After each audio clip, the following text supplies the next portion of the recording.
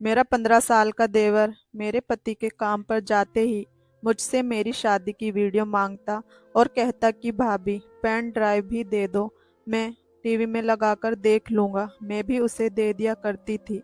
फिर वो अपना कमरा लॉक करके वीडियो देखता था और 1 घंटे बाद पेन ड्राइव वापस लाकर दे दिया करता और साथ ही 2000 का नोट भी दिया करता था। पर अब मुझे शक होने लगा था कि उसके पास इतने पैसे कहाँ से आ रहे हैं। एक दिन पेन ड्राइव देने के बाद मैं उसके कमरे में छुप गई, पर जैसे ही उसने टीवी पर पेन ड्राइव लगाई मेरे होश उड़ गए, क्योंकि टीवी पर तो मेरी रात के 9 बज रहे थे। मैंने टीवी चलाया और न्यूज़ चैनल लगा दिया। वहाँ कोई टीवी प्रोग्राम चल रहा था जिसमें भाभी और देवर आपस में मिलकर बेचारे पति को धोखा दे रहे होते हैं। मैंने एक और चैनल लगाया तो लगभग वहां भी ऐसे ही कुछ चल रहा था। मैंने बड़बड़ाते हुए टीवी बंद कर दिया कि आजकल के टीवी प्रोग्राम में तो इन्हें देवर भाभी और ननंद भाभी के अलावा और कुछ मिलता ही नहीं लगाने को। बस हर तरफ देवर और भाभी के चर्चे होते हैं। इसलिए मैं तो बहुत खुश नसीब थी कि मेरा सनी देवर बहुत अच्छा था और मेरी बहुत इज्जत करता था। अभी मैंने टीवी बंद ही किया था कि मेरी नज़र घड़ी पर गई। रात के 10 बज रहे थे। अब तक तो मेरे पति को आ जाना चाहिए था। 5 बजे दफ्तर की छुट्टी होती है और 6 बजे तक घर आ जाते हैं, मगर आज तो बहुत लेट हो गया था और वो अभी तक नहीं आए थे। उन्हीं का तो इंतज़ार करते करते टीवी लगाकर बैठ गई थी कि थोड़ा वक्त कट जाएगा। अब तक 11 बज गए थे। मेरी तो जान ही अटक गई थी। अजीब अजीब से ख्याल आ रहे थे कि कहीं उनके साथ कुछ बुरा तो नहीं हुआ होगा। फोन भी तो नहीं उठा रहे थे। फिर मैं अपने देवर के कमरे में गई। वो सो रहा था। मैंने जैसे जगाया और कहा कि जाओ अपने भाई का पता करो, अभी तक आए क्यों नहीं। अभी मैं उससे कह रही थी कि दरवाजे पर दस्तक हुई। मैं भागकर गई और दरवाजा खोला तो मेरे पति खड़े थे। ये क्या देख रही हूँ? नहीं, ऐसा नहीं हो सकता। मैंने अपने सीने पर हाथ रखा और उनसे पूछा, आपने ऐसा क्यों किया? हमारी खुशगवार शादीशुदा जिंदगी को 3 साल गुजर गए थे और बस एक बच्चे की कमी थी, लेकिन मेरे पति ने कभी इस बात का मुझे ताना तो नहीं दिया था और अब अचानक से उन्होंने दूसरी शादी कर ली। मैं कैसी मूर्ति मैं किसी मूर्ति की तरह वहां खड़ी थी और वह अपनी दूसरी पत्नी को घर के अंदर ले आए। मैंने चिल्लाते हुए पूछा, आपने ऐसा क्यों किया? अगर बच्चे की इतनी ही चाहत थी तो मुझे पहले क्यों नहीं बताया कि मैं दूसरी शादी करने वाला हूँ? छुपकर धोखा देने की क्या जरूरत थी? मेरे पति ने भी गुस्से से कहा, मैंने बच्चों की तुम्हारी हरकतों की वजह से की है। मैं सुन हो गई। कुछ समझ नहीं आ रहा था। मैंने ऐसा क्या किया है? मैं तो हमेशा आपके लिए ईमानदार रही हूँ। उन्होंने जेब से मोबाइल निकालकर मेरे सामने किया। ये देखो अपनी आंखों से, तुम मुझसे पहले किस किस की बीवी रह चुकी हो। उनकी ऐसी बातें सुनकर ऐसा लगा कि अभी जमीन फट जाए और मैं उसमें समा जाऊं। मैंने उसका मोबाइल देखा तो उसमें मेरी कुछ तस्वीर और शादी की कुछ वीडियो थी। मैं देखते देखते सब समझ गई कि क्या हुआ। मैं 3 साल पहले पहुंच गई, जब मैं शादी करके इस घर में आई थी। मेरा नाम सोनिया है। हम 3 बहनें थी। भाई कोई नहीं था। मेरे पापा एक अकेले कमाने वाले और बाकी सब खाने वाले, तो बड़ी मुश्किल से गुजारा हो रहा था। अब बेटे की ख्वाहिश में बेटियों की लाइन लगा दी थी और अब उनकी शादी के वक्त तो पहले से भी बुरा हाल हो गया था। मेरी बड़ी बहन ने छोटी सी उम्र में ही घर के काम काज सीखना शुरू कर दिए थे और माँ से सिलाई सीखकर पापा का बोझ को थोड़ा कम करने की कोशिश करने लगी थी। दूसरे नंबर वाली बहन ने भी सिलाई सीखकर लोगों के कपड़े सीने शुरू कर दिए थे और पापा को मुझसे भी यही उम्मीद थी कि मैं भी घर देखकर कुछ हुनर सीख लूं। मुझे अपने घर का माहौल कभी पसंद नहीं आया था, जहां ख्वाहिशें मारनी पड़ती थी और एक चीज के लिए तरसना पड़ता था। मैं थोड़ी गोरी चिट्टी थी और मुझे इस बात का पूरा एहसास था कि मैं बहुत सुंदर हूँ। मैं अपनी माँ और बहनों की तरह एक घर से दूसरे घर में नहीं जाना चाहती थी। मैंने अपनी माँ से साफ कह दिया था कि मैं किसी अमीर घर में शादी करूंगी या फिर किसी ऐसे घर में जहाँ लोग ज्यादा ना हो और मैं रानी बनकर राज कर सकूं। और मेरी किस्मत ने मुझे मौका दिया और मेरी मुलाकात कौशल से हो गई। मैं अपनी दोस्त की शादी में गई थी और वो मेरी दोस्त के पापा का रिश्तेदार था। उसकी खूबसूरती पर्सनैलिटी के पीछे बहुत सारी लड़कियां थी, मगर मैंने अपनी दोस्त से साफ कह दिया था कि तुम मेरी बात करवाओ उससे। अपनी दोस्त के जरिए मेरी उससे बातचीत शुरू हुई तो मालूम हुआ कि वह अकेला है, माँ बाप नहीं है, अपने छोटे भाई के साथ रहता है और उसकी बहुत अच्छी जगह नौकरी है। मैंने सोचा मुझे इससे बढ़कर फिर कोई अच्छा रिश्ता नहीं मिलेगा।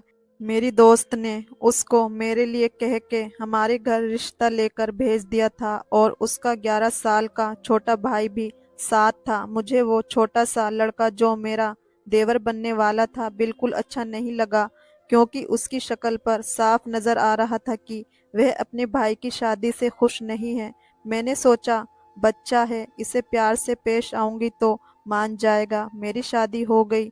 अभी मेरे पति कमरे में आए ही थे कि उसके भाई की चीख सुनाई दी।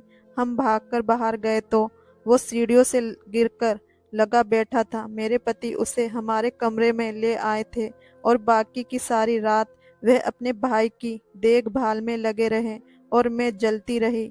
मुझे समझ में आ रहा था कि वो लड़का अपने भाई की शादी से खुश नहीं है। उसे अपना भाई शेयर करना बर्दाश्त नहीं हो रहा था। धीरे धीरे मेरे पति को भी ये बात समझ में आ गई थी, मगर उन्होंने मुझे समझाया कि वह छोटा बच्चा है, तुम इसे प्यार से हैंडल करोगी तो वह तुम्हारे साथ ठीक हो जाएगा।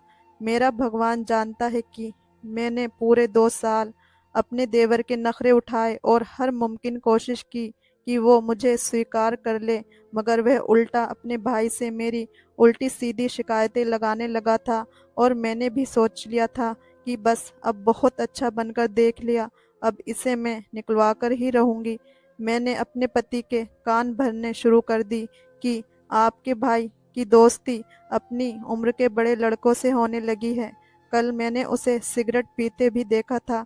मैंने खुद ही सिगरेट का एक डब्बा उसके स्कूल बैग में छुपा दिया और मेरे पति ने जब ढूंढने के लिए इसका स्कूल बैग खोला तो उसमें से सिगरेट की डिब्बियां निकली। मेरा देवर बोलने लगा कि वो मेरी नहीं है, मगर मेरे पति ने उसकी एक न मानी और उसे घर से दूर बोर्डिंग स्कूल में दाखिल करवा दिया। वह रोता रहा, मगर उसकी पढ़ाई के लिए मेरे पति ने उसे शहर भेज दिया। अब वो 2 साल से नहीं आता और मेरी जिंदगी तो जैसे स्वर्ग बन गई थी। कोई परेशानी, कोई झंझट नहीं था, बस सुकून ही सुकून था। मैं खुश थी कि 6 साल वो वहीं रहेगा। शुरू में तो उससे छुट्टियां में घर आने से भी मना कर दिया था और सच कहूँ तो मैं भी बहुत खुश थी कि अच्छा है, मुझे उम्मीद थी कि अगले साल भी नहीं आएगा, मगर मेरी उम्मीदों पर पानी फिर गया। इस बार की छुट्टियों में घर आ गया। मैंने पूरे 2 साल बाद उसे देखा था। 15 साल का तो लगता ही नहीं था, अपनी उम्र से 2 साल बड़ा ही लगता था। मुझे मालूम था कि अब की बार वो घर आया है तो जरूर फिर से मेरे खिलाफ मुंह खोलेगा और अपने भाई को मेरे खिलाफ करने की कोशिश करेगा। मगर मैं उस वक्त हक्की बक्की रह गई जब उसने अपने पिछले किए की मुझसे माफी मांगी और पहले की तरह बदतमीज भी नहीं लग रहा था। ज्यादातर वक्त वह अपने कमरे में ही गुजारता था और खाना हम दोनों के साथ मिलकर खाता था। मेरे पति भी उसकी बदलती आदत से बहुत खुश हुए थे। एक दिन वो मेरे पास आया, मुझे कहने लगा, भाभी अपनी शादी की वीडियो दे दीजिए, मुझे देखनी है। उस वक्त तो देख ही नहीं थी, अब दिल कर रहा है कि देखूं। मैंने कहा वो तो पेन ड्राइव में है। कहने लगा तो क्या हुआ, पेन ड्राइव टीवी पर लगाकर देख लूंगा, मुझे कोई ऐतराज कैसे हो सकता था। मैं अपने कमरे में गई और उसे पेन ड्राइव लाकर दे दी। उसने मुझसे वह पेन ड्राइव ली और अपने कमरे में को लॉक कर लगा कर देखने लगा। मैंने ध्यान नहीं दिया और अपने कामों में लगी रही। 1 घंटे बाद अपने कमरे से बाहर निकल आया और मुझे पेन ड्राइव देकर थैंक यू कहा और साथ ही 2000 का एक नोट भी मुझे पकड़ा दिया। मैंने हैरानी से पूछा कि किस लिए, तो कहने लगा आप मेरी भाभी हैं इसलिए, और कमरे में चला गया। जबकि मैं तो दंग रह गई थी। ये तो बहुत बड़ी बात थी कि वो इस कदर बदल गया है। अब वो शाम का खाना बनाने में भी मदद कर देता था। अब मेरा दिल भी इससे साफ होने लगा था कि अच्छा लड़का है, वैसे भी 2 महीने की ही तो छुट्टियों पर आया है, बाद में चला जाएगा। अगले दिन से फिर से मेरे पति के काम पर जाने के बाद मुझसे पेन ड्राइव मांगी। मैंने हैरत से पूछा, कल भी तो दी थी। कहने लगा, भाभी 1 घंटे में पूरी देखी नहीं जाती है और मुझे पढ़ाई भी तो करनी होती है, इसलिए रोज थोड़ी थोड़ी करके देख लूंगा। उस रोज भी वो कमरा लॉक करके बैठा रहा। 1 घंटे बाद पेन ड्राइव वापस की और साथ ही फिर से 2,000 का नोट भी दिया। मैंने उसे देखते हुए बेहद हैरानी से कहा कि 2,000 किस लिए? कहने लगा, आपके लिए भाभी, आप मेरा इतना ख्याल रखती हैं, इतनी परवाह करती हैं, बस इसलिए। आप प्लीज इसे रखो, भाई के ही पैसे हैं जो उन्होंने मुझे दिए थे। अब अगर आप भाई को बता देंगी तो वो फिर से आपसे लेकर मुझे दोबारा दे देंगे, इसलिए भाई को सोच समझकर बताइएगा। मेरे पति ने मेरे लिए कुछ कमी नहीं छोड़ी थी, मगर इसके बावजूद भी मैं लालच में आ गई। अब वो रोजाना ऐसे ही करता था। मेरे पति के काम पर जाने के बाद पेन ड्राइव मांगता और कमरा लॉक कर लेता। 1 घंटे बाद पेन ड्राइव के साथ 2,000 का नोट भी देता। कहता, भाभी इन पैसों को संभालती जाओ और जब बहुत सारे इकट्ठे हो जाएं तो फिर शॉपिंग पर जाएंगे। कभी कभी शक भी होता था कि ये इतने पैसे कहाँ से ले आता है। मेरे पति इतने भी मेहरबान नहीं कि उसे रोज जेब खर्च के लिए दे।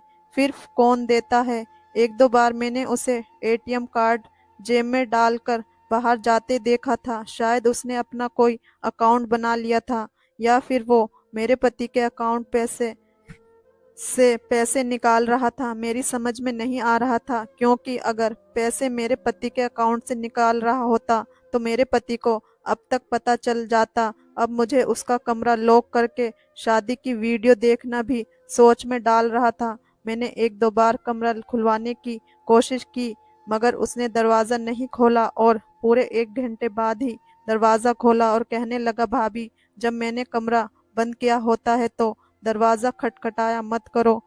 अब तो मेरा शक यकीन में बदल गया कि कुछ तो गड़बड़ है। क्या है कमरे में? और सबसे बड़ा सवाल ये कि इसके पास पैसे कहाँ से आते हैं, और इतने पैसे जो ये मुझे देता है। मैंने फैसला कर लिया कि मुझे मालूम करना होगा कि ये सारा चक्कर क्या है, आखिर ये क्या छुपा रहा है। वे अगले दिन शाम के वक्त घर से बाहर निकला तो मैं भी उसके पीछे पीछे गई। देखो तो सही कहाँ जा रहा है। वह बैंक गया था। मैं बैंक देखकर हैरान रह गई कि यहाँ क्या कर रहा है। उसकी तो उम्र भी इतनी नहीं है कि इसका अपना अकाउंट बना हुआ हो, और अगर बना भी हुआ है तो वह कमाता भी नहीं है जो इस तरह आकर पैसे निकाले। ये सब क्या था? मेरा सर चकराने लगा। बैंक से सीधा वो घर आया था और कुछ देर बाद पेन ड्राइव लेकर अपने कमरे में चला गया। मैं कमरे के दरवाजे से लग गई। शादी की वीडियो के बैकग्राउंड म्यूजिक, अगर वह वीडियो देख रहा था तुम या जी की आवाज भी आनी चाहिए थी, मगर कमरे के अंदर सन्नाटा था, जैसे कोई कमरे में है भी या नहीं। अब तो मैं पक्का फैसला कर लिया था कि मुझे खुद अंदर जाकर देखना होगा कि वह करता क्या है। मैंने प्लान बनाया कि मुझे क्या करना है। अगले दिन उसने शादी की वीडियो मांगी। मैंने उसे पेन ड्राइव दे दी और इससे पहले कि वह कमरे में जाकर बंद होता, मैंने कहा, मेरी तबीयत ठीक नहीं है, मैं सोने जा रही हूँ, जब उठूंगी तो पेन ड्राइव दे देना। कहने लगा, ठीक है भाभी। मैंने कहा, अच्छा तो जरा बाहर देखो कौन है। दरवाजे पर दस्तक हुई है। वे जैसे ही बाहर वाले गेट की तरफ बढ़ा, मैं जल्दी से उसके कमरे में आ गई और सोफे के पीछे छुप गई। उसने आवाज दी, गेट पर तो कोई नहीं था, और अपने कमरे में आकर दरवाजा लॉक कर लिया। मैं ऊपर से देखने लगी कि वह क्या करने वाला है। उसने अपना कंप्यूटर ऑन किया। कुछ देर बाद वो अपने कंप्यूटर पर लगा रहा और टीवी पर एक शादी की वीडियो चलने लगी। उस वीडियो को देखकर मेरे होश उड़ गए, क्योंकि वहां टीवी पर दुल्हन तो मैं ही नजर आ रही थी, लेकिन दूल्हा कोई और था। रिश्तेदार, शादी का सारा सेटअप भी कुछ और ही था। मेरे समझ में नहीं आया कि ये क्या चल रहा है।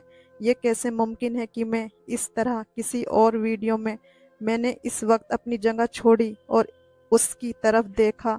वो मुझे अपने कमरे में देखकर घबरा गया और बोला, आप यहाँ मेरे कमरे में? मैंने कहा, तुम्हारे कमरे में, क्योंकि मुझे शक हो रहा था कि तुम अपने कमरे में घंटा भर लॉक लगाकर क्या करते हो, इसलिए आज यहाँ छुप गई कि देख सकूं, और मैंने देख भी लिया। मैंने टीवी की तरफ इशारा करते हुए कहा, ये सब क्या चल रहा है? क्या ड्रामा है ये? मुझे जल्दी से बताओ, वरना मैं अभी तुम्हारे भाई को कॉल करके बुला लूंगी। वह जल्दी से कहने लगा, नहीं, भाई को मत बताइएगा, मैं आपको सच सच बताता हूँ। मैं असल में वीडियो एडिटिंग सीख रहा हूँ। भाई को और आपको इसलिए नहीं बताया क्योंकि भाई गुस्सा करते हैं कि पहले पढ़ाई कर लो। बोर्डिंग स्कूल में बहुत से लड़के एडिटिंग करते थे, तो उनको देखकर मुझे भी शौक होने लगा और मैं भी सीखने लग गया। अब हम लोग सिर्फ शौकिया किया करते थे, मगर फिर वीडियो एडिटिंग के प्रोजेक्ट मिलने लगे और हमें इसके बदले पैसे मिलने लगे। मैंने कहा, वो सब तो ठीक है, मुझे ये बताओ कि मेरी शादी की वीडियो क्यों मांगते थे? तुम तो उसे भी एडिट कर रहे थे ना? कहने लगा, मैं ज्यादा कुछ नहीं कर रहा था, बस दूल्हा और दुल्हन के चेहरे बदल रहा था। मुझे शादी की वीडियो एडिटिंग करने का प्रोजेक्ट मिला था। काम बस इतना था कि किसी भी शादी की वीडियो एडिट करके उसमें दूल्हा दुल्हन के चेहरे बदल देने थे। मैं बस यही कर रहा था। आपकी शादी की वीडियो एडिट करके वीडियो बना लेता था और बहुत सारे पैसे मिलते थे, जिनमें से आधे मैं आपको दे देता था। अब आप जो देख रही हैं टीवी पर, इसमें भी मैंने सब कुछ तब्दील कर लिया है। बस आपकी जगह किसी और दुल्हन का चेहरा लगाना है, फिर ये तैयार हो जाएगी। मैं कुछ कुछ समझ रही थी, लेकिन कुछ ऐसा था जो मेरे समझ में बिल्कुल नहीं आ रहा था। वो कहने लगा, भाभी, इसमें कुछ गलत नहीं है, ना ही मैं गलत कर रहा हूँ। लोग इतनी महंगी महंगी शादी की वीडियो नहीं बनवाते, क्योंकि फोटोग्राफ और मूवी मेकर लेते हैं, इसलिए 10 या 15 हजार देकर वो किसी भी की शादी की वीडियो में अपना चेहरा लगवा लेते हैं। मेरे पास तो किसी की शादी की वीडियो नहीं थी। आपकी शादी का ख्याल आया तो मैंने सोचा आपसे वीडियो ले लेता हूँ। प्लीज़ भाई को नहीं बताइएगा। मैं पढ़ाई भी तो करता हूँ, अकाउंट भी किसी और के नाम पर है, मगर मैं इस्तेमाल करता हूँ। उसकी सारी बातें सुनकर मैं बाहर आ गई। जो कुछ बता रहा था वो सब कुछ टीवी स्क्रीन पर नजर आ रहा था। उसने मेरी जगह किसी और दुल्हन का चेहरा एडिट करके मुझे दिखाया था और तसल्ली करवाई थी। रोज के 2 हजार मिल रहे थे, और क्या चाहिए था, जबकि मेरा तो कोई नुकसान भी नहीं हो रहा था। मगर जाने दिल को तसल्ली नहीं मिल रही थी। कुछ गलत होने का खतरा दिल को सता रहा था। यूं ही दिन गुजरने लगे। मैंने नोटिस किया कि अब ना जाने क्यों मेरे पति का रवैया कुछ बदलने लगा था। अब वो मुझसे बात भी नहीं करते थे, काम से आते ही सो जाते थे। मैंने सोचा कि काम का प्रेशर होगा, इसलिए ज़्यादा सीरियस ना लिया, मगर अब पति के साथ खड़ी उनकी दूसरी बीवी को देखकर मैं सन रह गई कि मैंने क्या किया है। मेरे पति ने मेरे सामने मोबाइल किया और कहा, मुझे तुमसे ये उम्मीद नहीं थी कि तुम मुझसे पहले भी शादीशुदा रह चुकी होंगी। मुझे तुम्हारी पहली शादी के सारे सबूत मिल चुके हैं। मैंने मोबाइल में वीडियो देखी तो कदमों तले से जमीन निकल गई। ये तो वही वो ज्योति जो उस दिन मैंने अपने देवर के कमरे में देखी थी, जिसे वह एडिट कर रहा था। मेरे पति के मोबाइल में काफी सारी शादियों की वीडियो थी, जिसमें दुल्हन में बनी हुई थी और वह उसे किसी अनजान नंबर से सेंड हुई थी। मैं रोते हुए बोली, ये मैं नहीं हूँ, ये आप भाई ने एडिटिंग की है। उसका काम है, रोज मुझसे शादी की वीडियो मांगता था, उसी ने किया है, मेरा कोई कसूर नहीं है। मेरे पति ने मेरे देवर को बुलाया तो वह आकर सिरे से ही मुकर गया कि मैंने कुछ नहीं किया, मुझे तो वीडियो बनाना नहीं आती, एडिट कैसे करूंगा। मैं तो सहम गई। उसने एकदम रंग बदला था। मैंने अपने पति को यकीन दिलाने की बहुत कोशिश की, कहा कि तस्वीर और वीडियो झूठ है। आप सुबह मोहल्ले में जाकर किसी से भी पूछ लीजिएगा, इस वीडियो को भी मालूम करवाइएगा तो पता चल जाएगा। ये न ठीक है, मैं सुबह सब बताऊंगा। अगर तुम सच्ची निकली तो ठीक है, वरना मेरे घर में तुम्हारे लिए कोई जगह नहीं होगी। वह अपनी दूसरी बीवी को लेकर कमरे में चला गया। मैंने अपने देवर की तरफ देखकर पूछा, क्यों किया तुमने ये सब मेरे साथ? कहने लगा, आपने क्या किया वह भूल गई। मैं अपने भाई से कितना प्यार करता था, मगर आपने भाई के दिल में मेरे लिए खिलाफ जहर भर दिया। इतना शुक्र है कि मुझे एडिटिंग आती थी। मैंने कहा, तुम क्या समझते हो, एक नकली वीडियो बनाकर मुझे मेरे पति की जिंदगी से निकाल दोगे? सुबह जब होते ही सच सामने आ जाएगा। वह हंसने लगा। मैं जानता हूँ कि सब सच सामने आ जाएगा। उसके बाद मेरा भाई आपसे माफी मांगेगा, मगर एक काम है जो वो कभी नहीं करेगा, वह अपनी दूसरी बीवी को नहीं छोड़ेगा। मेरा भाई इतना अच्छा है कि वह दूसरी भाभी की जिंदगी तबाह नहीं करेगा। आप भी इस तकलीफ से गुजरेंगी जिससे मैं गुजरा था। आपको भी भाई को शेयर करना पड़ेगा। और हाँ, जो पैसे मैं आपको देता रहा ना, वो आपके ही एटीएम से किसी और बैंक के जरिए निकलवा पा रहा हूँ। मैंने रोते हुए कहा, तुम्हारी इतनी उम्र नहीं जितनी बड़ी साजिश तुम रच गए। बस वो हंसते हुए कहने लगा, भाभी, बोर्डिंग स्कूल में मुझे आपने ही तो भेजा था। मैं ये सब कुछ वहीं से सीखा हूँ।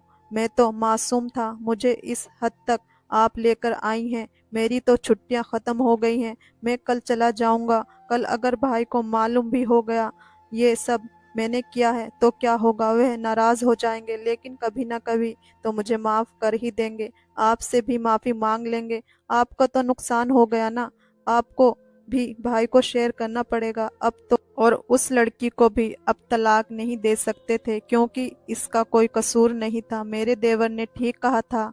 अब मुझे सारी जिंदगी अपने पति को शेयर करना पड़ेगा। वो मुझसे अपना बदला ले चुका था और मेरे पास अब पछताने के सिवा कुछ नहीं था। दोस्तों, कहानी कैसी लगी कमेंट करके ज़रूर बताएं। वीडियो को लाइक करें, चैनल को सब्सक्राइब